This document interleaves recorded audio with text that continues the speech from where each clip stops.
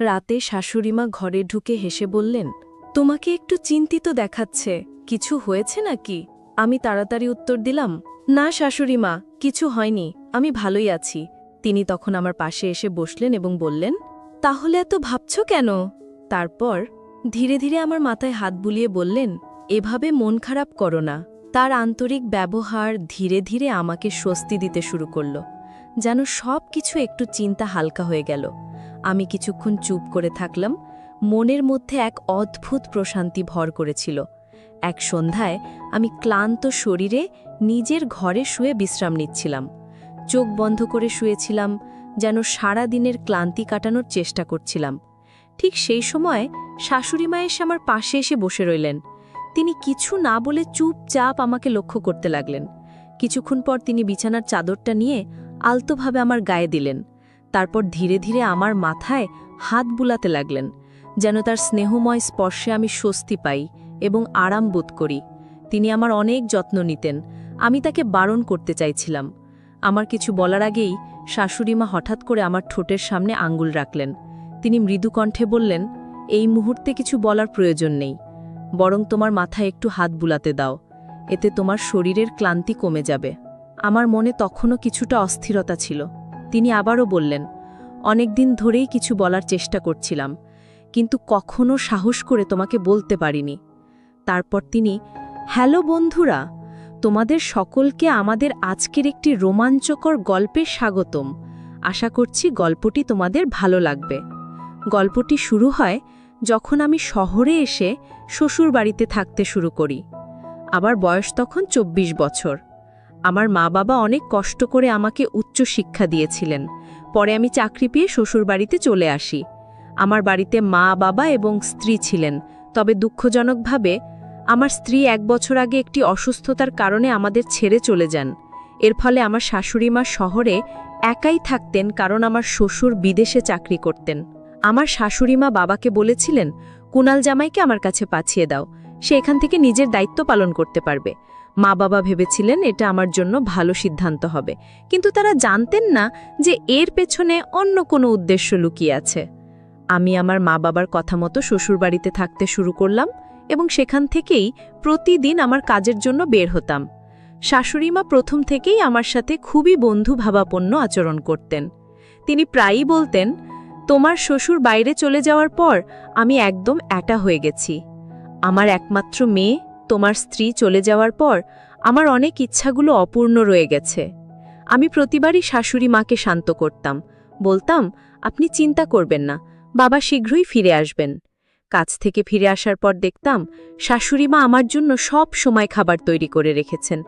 তিনি আমার পাশে বসে ভালোবাসার সাথে নিজে হাতে আমাকে খাওয়াতেন।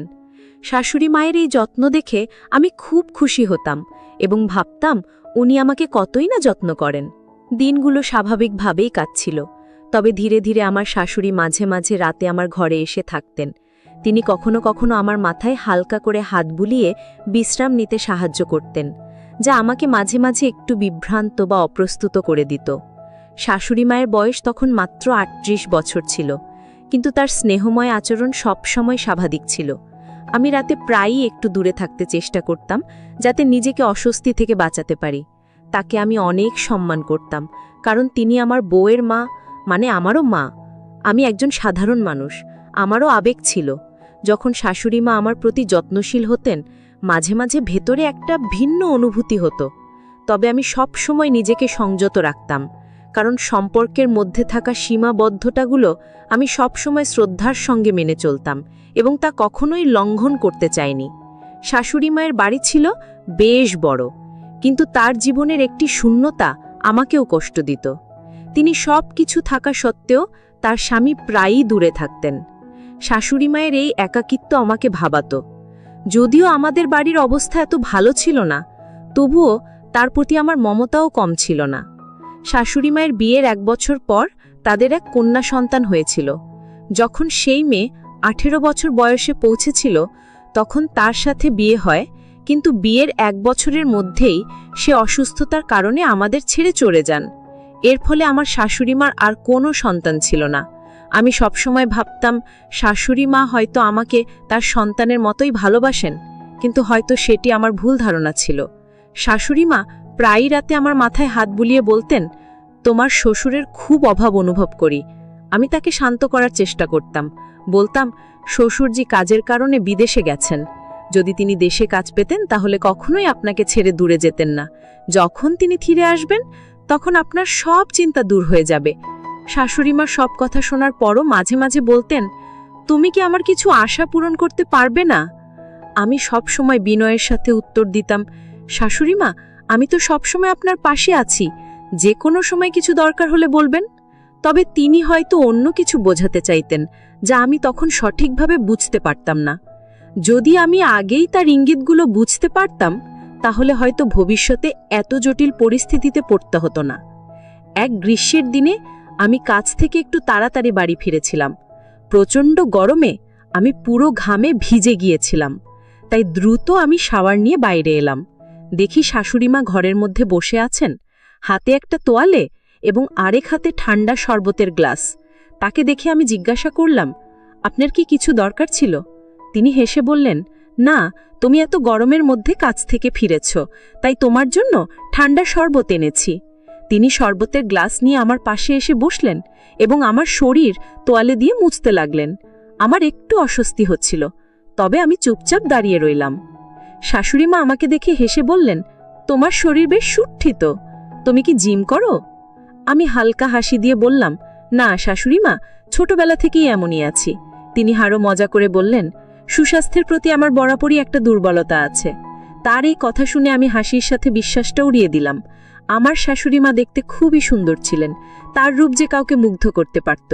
কিন্তু যখনই তিনি আমার সামনে আসত আমি সব সময় নিজেকে দূরে রাখার চেষ্টা করতাম। তাই তাড়াতাড়ি শরবতের গ্লাস নিয়ে তাকে বললাম, আচ্ছা আমি নিজে মুছব, আপনি চিন্তা করবেন না, আমি নিজেই কাজটা করে নিতে পারবো। তুমি তো এমনিতেই সারাদিন ঘরের এত কাজ করো। এটা শুনে সে হাসতে হাসতে বলল, এটা তো আমার কর্তব্য। আর এই বলে সে ঘর থেকে বেরিয়ে গেল। সে বেরিয়ে যেতেই আমি গভীরভাবে নিঃশ্বাস ফেললাম। আমি তাড়াতাড়ি উঠে তৈরি হয়ে নিচে লাঞ্চ করতে চলে গেলাম। ডাইনিং টেবিলে খেতে বসেছিলাম, তখন শাশুড়িমা এসে পাশে বসলেন এবং স্নেহের সাথে আমার হাত ধরে খাবার খাইয়ে দিতে চাইলেন। আমি বিনয়ের সাথে বললাম, আমি নিজেই খেতে পারবো, কিন্তু তিনি শোনেননি, বরং নিজের যত্নের মাধ্যমে আমার পাশে ছিলেন। যখন তিনি আমার হাত ধরেছিলেন তখন কিছুটা অস্বস্তি অনুভব করছিলাম, তবে নিজেকে শান্ত রাখলাম। তার এই যত্নশীল আচরণে আমার মনে এক ধরনের স্নেহ তৈরি হলো, কিন্তু নিজেকে বোঝালাম এভাবে না ভাবাই ভালো। এরপর শাশুড়ি মাকে বললাম, আমার পেট ভরে গেছে, এবং দ্রুত উঠে নিজের ঘরে চলে গেলাম। আমার এই আচরণে হয়তো শাশুড়িমা একটু অপ্রসন্ন হলেন, কারণ রাতের বেলা তিনি আমার ঘরে এসে জানতে চাইলেন, তুমি ঠিক আছো তো? তুমি কি আমার উপর রাগ করেছ? আমি বললাম, না না, এমন কোনো কথা নয় শাশুড়িমা। তারপর তিনি আমার পাশে এসে বসলেন এবং হাসি মুখে বললেন, তাহলে ব্যাপারটা কি? এই বলে তিনি আলতো করে আমার চুলগুলোকে স্নেহের সাথে হাত বোলাতে লাগলেন। তিনি আমার মাথায় আলতোভাবে হাত বুলিয়ে দিতে লাগলেন, যেন আমার সারাদিনের পরিশ্রমের ক্লান্তি একটু কমে। অফিস থেকে ফিরে এসে আমি সবসময় একটু ক্লান্ত থাকতাম। আমি চোখ বন্ধ করে শুয়েছিলাম, আর এটা দেখে শাশুড়িমা আস্তে করে বিছানার চাদরটা তুলে আমার গায়ে দিয়ে দিলেন আর বললেন, এসব ঠিক হয়ে যাবে, বেশি চিন্তা করো না। তিনি বুঝতে চেষ্টা করছিলেন আমার মানসিক অবস্থাটা, কিন্তু আমার মনের অস্থিরতা সহজে কমছিল না। আমি তাকে ঘুমাতে যেতে বললাম। তিনি হঠাৎই আমার ঠোঁটে আঙ্গুল রাখলেন এবং বললেন, তুমি কিছু বলো না, আমি তোমার মাথায় আলতোভাবে হাত বুলাতে চাই, এতে তোমার ক্লান্তি দূর হবে, বললেন তিনি। আমি কিছুটা অস্বস্তি বোধ করছিলাম। তিনি আরও বললেন, অনেকদিন ধরেই তোমার সাথে এভাবে কথা বলার ইচ্ছে ছিল, কিন্তু তুমি কখনোই আমার অনুভূতিগুলো বুঝতে চাওনি। ঠিক সেই সময় আমার ফোনের রিংটোন হঠাৎ জোরে বেজে উঠল, আর সেই শব্দে আমি হঠাৎ চমকে উঠে দ্রুত ফোন হাতে নিয়ে একপাশে সরে গেলাম। আমি লজ্জিতভাবে বললাম, আমাকে ক্ষমা করবেন, এ বলে ফোন হাতে নিয়ে দ্রুত ঘর থেকে বেরিয়ে গেলাম। শাশুড়িমা ঘরে বসেই আমাকে ডাকছিলেন, কিন্তু আমি তার কথার প্রতি কোনো প্রতিক্রিয়া না দেখিয়ে সরাসরি গার্ডেনের দিকে চলে এলাম। গার্ডেনে এসে আমি ভাবতে লাগলাম, যদি এই ফোন না বাজত তাহলে হয়তো আমি নিজেই বড় বিপদে পড়ে যেতাম। আমি সিদ্ধান্ত নিলাম যে এখন থেকে আমাকে শাশুড়ি মায়ের সাথে একটু দূরত্ব বজায় রাখতে হবে, এইটাই সবার জন্য ভালো হবে। এইসব ভাবতে ভাবতে আমি যখন ফোন তুললাম তখন আমার পুরনো বন্ধু রমেশের কণ্ঠস্বর শুনতে পেলাম। সে আমাকে বলল, কুনাল, আমি তোমার কোম্পানিতেই কাজ শুরু করেছি, এবার আমরা একসাথে কাজ করতে পারবো। রমেশ আমার শৈশবের বন্ধু, যে আমার গ্রামের পাশের বাড়িতেই থাকত। আমি তাকে আগেই বলেছিলাম যে আমি শহরে এসে একটা কোম্পানিতে কাজ করছি, আর আজ সে নিজেও সেই একই কোম্পানিতে যোগ দিয়েছে।